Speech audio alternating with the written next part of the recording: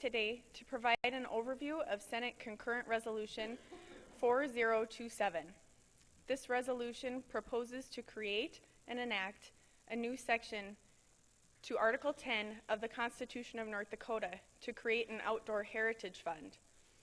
This resolution comes to the Senate from the Natural Resources Committee with a 5-2 do not pass recommendation. As we look across the landscape of North Dakota today, we all can see that it is changing. These changes are causing us to review our relationship to conservation issues, to look at how we evolve and ensure a fundamental value of our state is not only preserved, but enhanced. It was apparent in the hearings last week that there is a shared concern on the issue of conservation, access to land and water for sportsmen, stewardship of our farms and ranches, and preserving our natural areas. The question is how to balance the economic activities with recreational and conservation desires. From a policy perspective, the question before this body is this: what is the best way to fund this issue? In Natural Resources last week, our committee heard two alternatives to creating an outdoor heritage fund. The concurrent resolution before us today seeks to place the governance and funding of conservation into the Constitution of North Dakota. If passed, this constitutional amendment would provide 4% of the total revenue derived from oil or from taxes on oil and gas production and 4% of the total revenues derived from taxes on oil extraction. The fund is capped at $100 million per year or at $200 million per biennium. The fund could be used for grants to state agencies, tribal and local governments, political subdivisions, and nonprofit organizations. Money from the fund could be used for a variety of purposes. These include water quality projects through the restoration and protection of rivers, streams, lakes, or other ground or surface waters, improving natural flood control through the restoration and protection of natural areas along rivers, lakes, streams, or other surface or groundwater, protecting, restoring, and creating wildlife and fish habitat on public and private lands, conserving natural areas for people through establishment and development of parks and recreation areas, and encouraging beginning farmers and ranchers, enhancing working farms and ranches through conservation programs and incentives. Senate Concurrent Resolution 4027 creates an Outdoor Heritage Commission that will oversee this $200 million fund. This commission is comprised of 10 members, including the governor, the agricultural commissioner, directors of game and fish and parks and recreation, the state forester, the section chief for environmental health, and the House and Senate majority and minority leaders. The resolution also creates an advisory board that is appointed by the governor. The members of this advisory board would be one from Parks and Recreation, 4 members from general conservation interest groups, 1 member from a hunting interest group, 1 member from a fishing interest group, 2 members representing agriculture, 1 member from business and tourism, and 1 non-voting member would be appointed from traditional energy groups, and 1 non-voting member from renewable energy groups. The resolution directs the governor to select an existing state agency to administer the fund and allows for up to 3% of the fund to be utilized for staffing and administrative purposes. The resolution ensures that money may not be used for lobbying or litigation. However, funds may be used for the acquisition of real property and easements as allowed by state law. Funds must be used as a supplement to existing agency funding. Finally, the resolution requires a report to the legislature each session and provides for a sunset date of January 1st, 2039. In the committee, a variety of concerns regarding this measure were expressed, including the proposed level of $100 million per year funding and placing such a large funding stream directly into our Constitution. Many on the committee were more comfortable placing this measure into statute to allow for the legislature to adapt to the changing needs in our state to increase or decrease the funding behind this effort. Concern was also expressed about the structure of the governance committee and the provision in the resolution that allows for the purchase of land.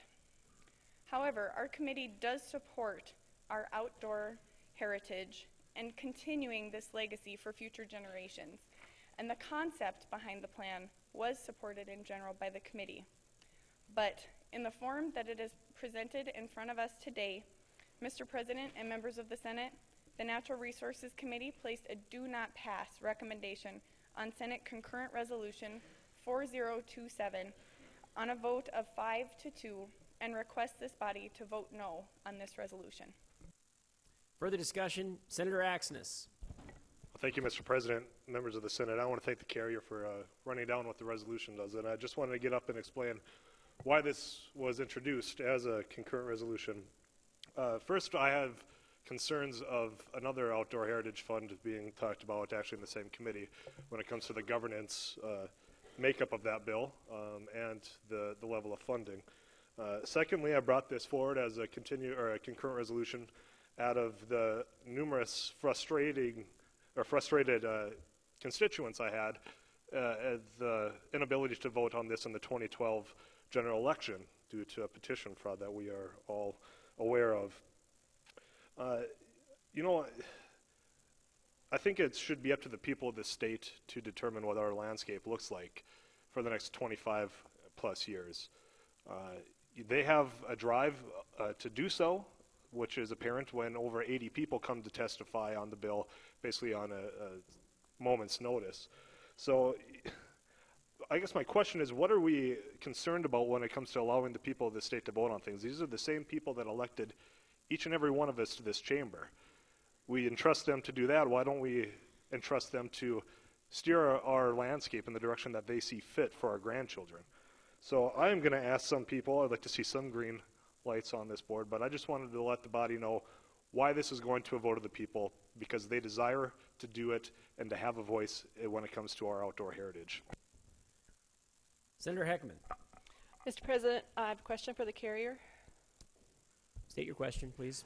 My question is, considering what you just mentioned about the committee's interest in the heritage and the conservation, what were the attempts to amend this in committee? Senator, do you wish to answer the question?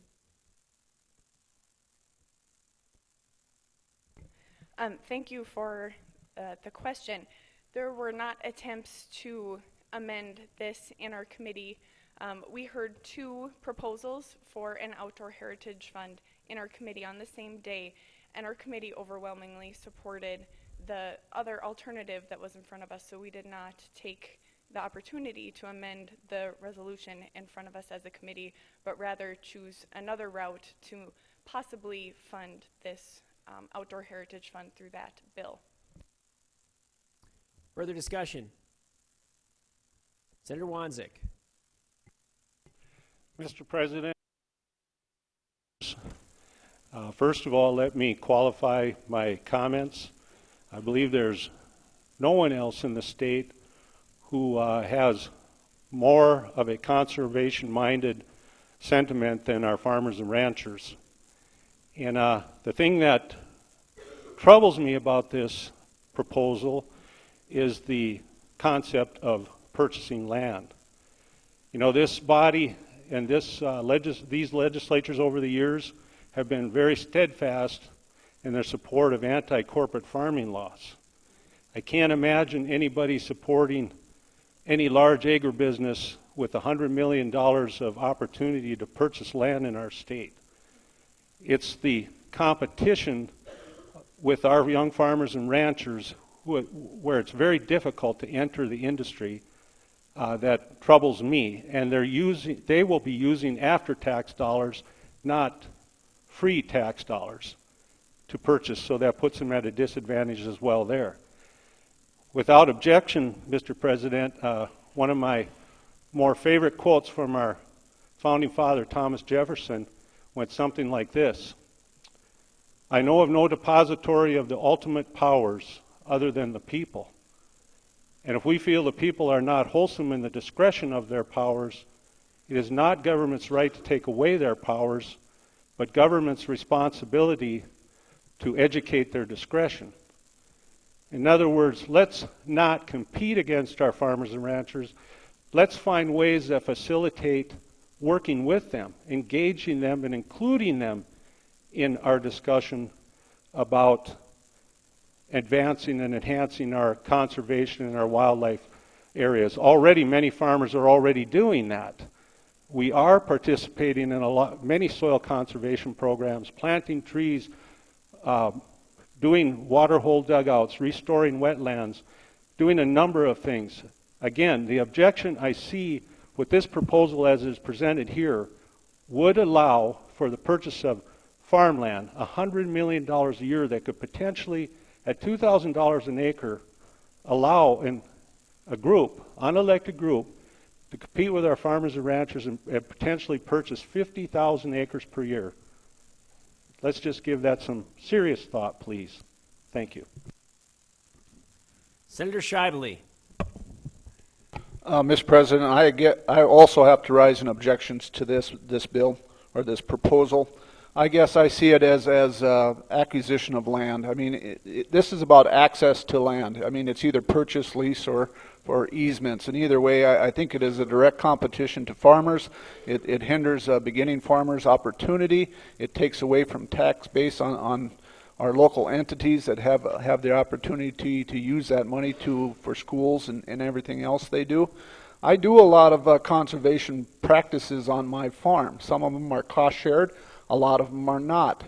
There is a lot of programs that are available today if you want to do this. The CSP program, the Conservation Reserve Program, the Continuous Conservation Reserve Program, and there's many types of programs that enhance the opportunity for wildlife and for this kind of practices. I got to tell you though, some of these programs are meeting with resistance because these programs have gone away from a use of complementing agriculture to actually being in direct competition with agriculture. They are no longer as popular with farmers because of that aspect. And that's quite true, as I've seen in the last few years, which I've shifted from these programs just to doing the things on my own. The opportunities are there for landowners to do these programs if they want, but the shift has changed it. The other thing is the idea of acquiring land and taking it out of production is just something that is hard to resist. I mean, we have all kinds of corporate farming laws. We don't want farmers to get too big and take over that kind of, but yet we are willing to make a state agency one of the largest in the state that has the the right to do that. So it just seems like a wrong thing to do. To me, this is a bad idea, a bad way of doing a right idea.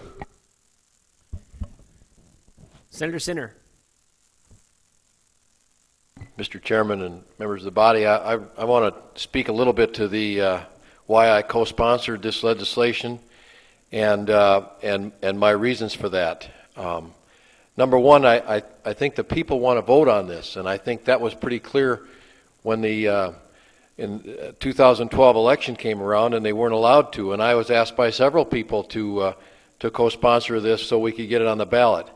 Regarding the concerns of land purchase, I agree with those who spoke on that issue, and I wish that they would have addressed those concerns with an amendment, because I'm afraid now that we're going to get this back on the ballot without your concerns being addressed. They're going to come in the form of an initiated measure, and we will have no say then. At least through this amendment, we could have the say on how we wanted that issue addressed. And so I'm still going to vote for this and hopeful that at some point we fix this thing and get it fixed right. Thank you. Senator Mathern. Thank you, Mr. President. I would like to respond to the comments or reflect on the comments made by the senator from District 29. You know, on this bill, we have a section that encourages beginning farmers and ranchers and does programs with them that are in sync with conservation efforts. This bill includes the Department of Agriculture. So I believe there are consistent themes in here of including farmers and ranchers working together in the interest of our environment. I think this bill is worthy of our support. It does address the needs of the full continuum of citizens in North Dakota, and I think we ought to give the citizens an opportunity to vote. Senator Hogue. Mr. President, I know a couple of the previous speakers have raised the question of why didn't the committee try to amend this resolution in some fashion. And we considered it, but we just came to the conclusion that the resolution just took the wrong approach. And the wrong approach was to embed this stream of revenue and this stream of spending in our state constitution. We've had this problem before, Mr. President, and in fact, on Senate Concurrent Resolution 4010, which this chamber passed about 15 legislative days ago, we passed it on a 45-2 margin. And if you recall that constitutional amendment, we have to go back and propose to amend our Constitution because we did this before. What we did is we set aside a portion of our oil and gas revenue to go into this Foundation Aid Stabilization Fund. And this fund is projected to grow to over $300 million, and we all know that we can't possibly spend that money on Foundation Aid Stabilization. So now we voted to amend our Constitution again because this fund doesn't work in the Constitution the way we want it to. And so that's the problem with this measure as well, Mr. President. It's going into the Constitution where it doesn't belong. That's its fundamental flaw, and that's why it was beyond amendment. Senator Bowman. Mr. President, I might take just a little different view on this. First of all, I grew up in some of the best hunting areas in North Dakota, and we've had hunters come out there for years and years and years to hunt on the same land. It's beautiful land. The majority of the people, all they have to do is ask. They're not denied access to land if they ask. That's where the big catch comes. But on a more serious note, I also represent a huge area of the state where oil is being developed. And what that's going to cost us, not one person in here knows what that infrastructure needs are in the next few years. If we take $200 million biennium out of this budget just for this one particular issue, where does that leave Highway 85 funding, where we get people killed every single day? Where does that leave the other highways up in the northwest where people are killed every day? We have got a lot of money, folks, if we're going to try to make this a safe state to live in. Far greater responsibility than this particular budget itself or bill itself. So I hope we defeat this. If they get it on the ballot, we'll defeat it one way or the other in the next election. We've got way more important things to worry about in this state than that. Thank you. I hope you vote no on it. Further discussion. Senator Dever. Mr. President, I will concede that farmers and ranchers have the greatest interest in the conservation of our land, but I have experience too as a leader of a youth organization that has a real interest in outdoor heritage as well. My two sons achieved the highest rank in that organization. I'm proud of the activities that we did in it. It is said that 80% of scouting is outing, so that's how important that was to us. The committee had two different proposals in front of them to choose from. And if we consider the differences between the two, the other one, the dollars that are appropriated for that purpose are appropriated through the legislative process. And the dollars aren't nearly as big as they are in this resolution going forward, but it has the opportunity to adjust as it goes forward to the appropriate programs in support of our outdoor heritage. This resolution, the dollars go to a group not made up of the legislature. As I understand it, there was no budget proposed for what the dollars would be used for. The only accountability for fiscal accounting in the bill is a report that would be provided to the legislature, but what do we do with the report? Because the spending of those dollars is entirely up to the board that governs the funding. I don't think this is the best way to go. I think the other bill is. I think we have the ability on a biennial basis to make those adjustments with the other bill, and I think that's the way that we should be going. The people did put together this proposal for an initiated measure. They did gather the signatures that they needed. Unfortunately, through no fault of the legislature, there was a problem that kept it off the ballot. If they want to do it again, they have the ability to do that again, and they can make that argument with the people. But this legislature has a constitutional responsibility to the people as well, and that responsibility includes setting the budget and making the appropriations as we deem proper. We are a legislative democracy, so the people elect us to come here to make those decisions for them. This would put it in the hands of a board.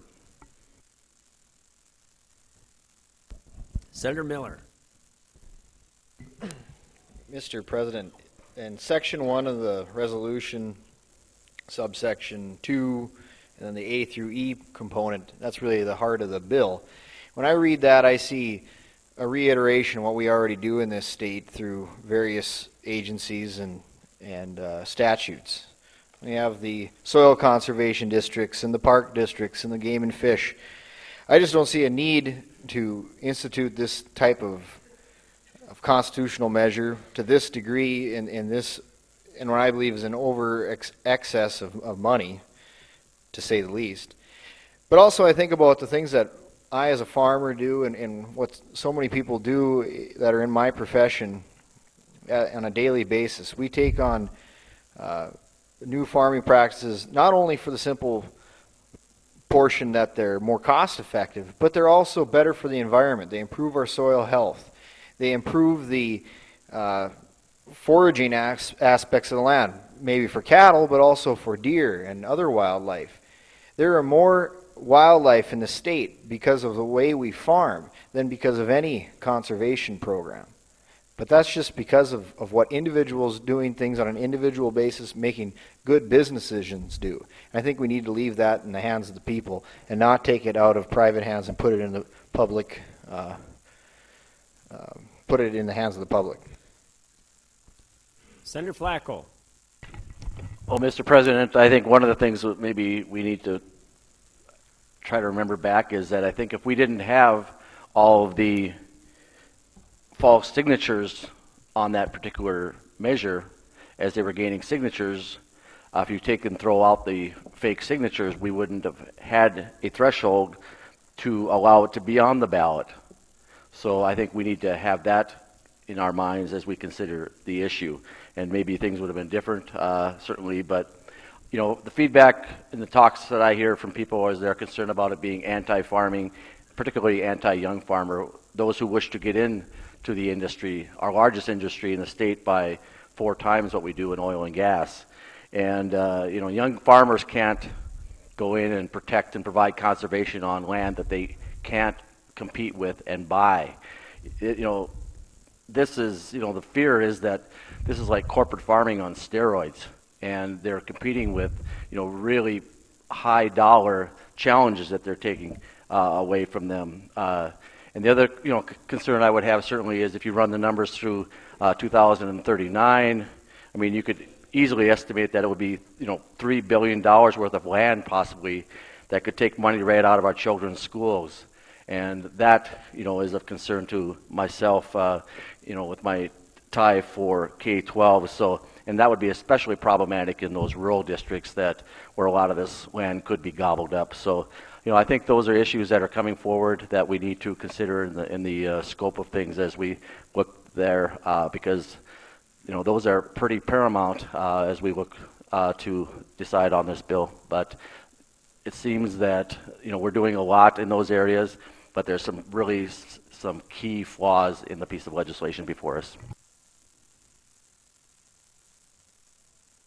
Senator Unruh. Mr. President, as you've heard today, the majority of your Natural Resources Committee did have 2 major concerns, which we've discussed thoroughly, about the funding level and the provision to allow the acquisition of land. But one thing that we do need to address is that the desire of the people to have an outdoor heritage fund is why we're having this discussion today. We heard their concerns, and we understand and share their desire to preserve North Dakota's heritage and provide a means of conservation. Amending the Constitution is why the committee chose not to amend, but to defeat this bill. The people have expressed their concerns, and as a legislative body, we have heard their concerns and are responding to this with discussions and prioritizing the matter of an outdoor heritage fund. The desire to make conservation an affordable priority is something that most of us can agree on. Conservation is good and provides many things: increased productivity on agricultural lands to feed our citizens, preservation of our lands for future generations, and suitable habitat to sustain wildlife populations. But $200 million per biennium is not just a start. It's a large portion of our overall budget. A large portion that would put the North Dakota Heritage Fund as the 9th largest state agency, surpassing our state land department, several universities, and our state bank.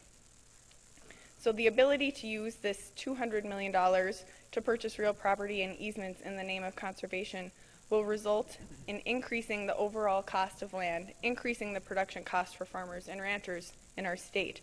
So if our true goal is conservation, this resolution is not the way to do it, and I encourage a no vote. Thank you. Is there any further discussion? Hearing none, we'll proceed by way of recorded roll call vote, as this calls for an amendment to the Constitution. Question being the final adoption of Senate Concurrent Resolution 4027. Would the Secretary please open the key?